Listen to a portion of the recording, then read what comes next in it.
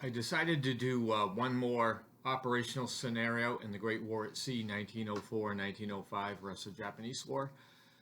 This one is operational scenario 10 called Drowning Bear, and it covers May 23rd through 31st of 1905.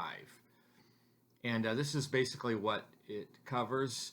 It's you have a Russian Baltic fleet um, that has landed in Shanghai, and it is attempting to make a run from Shanghai to Vladivostok. And the way they decide to do it is to cut through the Tsushima Straits or the Korean Sea. And I mean, it's a very narrow corridor. There's a good chance the Japanese will catch them there. And so the way the scenario works out, the Russians get the value of every ship that makes it um, to Vladivostok. They get the value of that ship in victory points, and of course they also are going to get in value any Japanese ship they sink. But the Japanese really only get victory points from sinking Russian ships.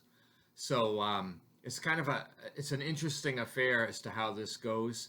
The Russians have no really need to sink any Japanese ships if they can just get to Vladivostok, and the Japanese need to sink Russian ships and sink more of them and not let anyone get to Vladivostok and to win. So it should be an interesting scenario. This is the time period of the Battle of Tsushima, which should be an interesting one to take a look at. So we'll go down to the map and I'll show you some of the parameters. So looking at the map here, you can see the fleet deployed in Shanghai.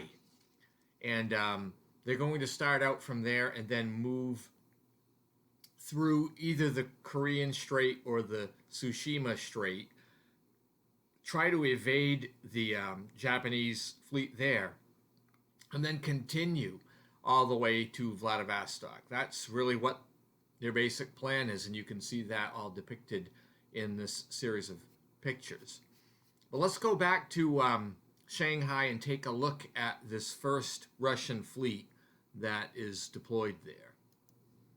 So as you can see in the picture, this is a substantial fleet, and it's made up of 8 battleships. It has 3 coastal defense ships, 3 armored cruisers, 5 cruisers, a gunboat, a balloon mothership, 8 destroyers, 5 armored merchant cruisers, and 14 transports. So they're large. They're going to be easier to detect most likely. Let's take a look at what they will likely meet up with in the Tsushima Straits or the Korean Straits among the Japanese. So to begin with, the Japanese have 2 fleets deployed in those straits.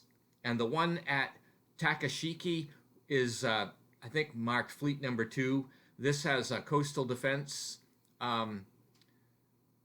ship. It has 4 cruisers, 4 gunboats, 31 torpedo boats, and 3 armored merchant cruisers. And these are the ones that start out active.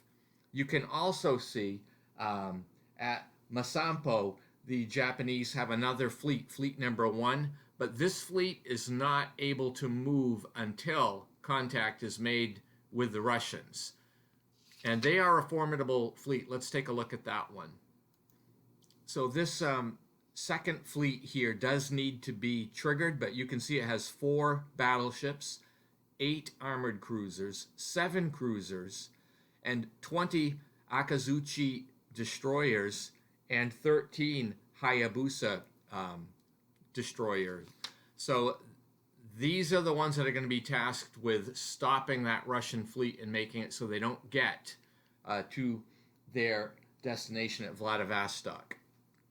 So we'll now take a look at what the Russians have at Vladivostok, which is a very small presence.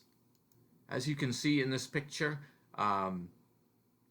they have the armored cruiser Rossiya, they have a cruiser, and they have 6 number 214 class torpedo boats. That's all they have there. But that's not really going to be the primary attention of the Japanese, I don't think. I think they're going to try to make it happen at Tsushima. Anyway, stay tuned if you'd like to see how this operation plays out.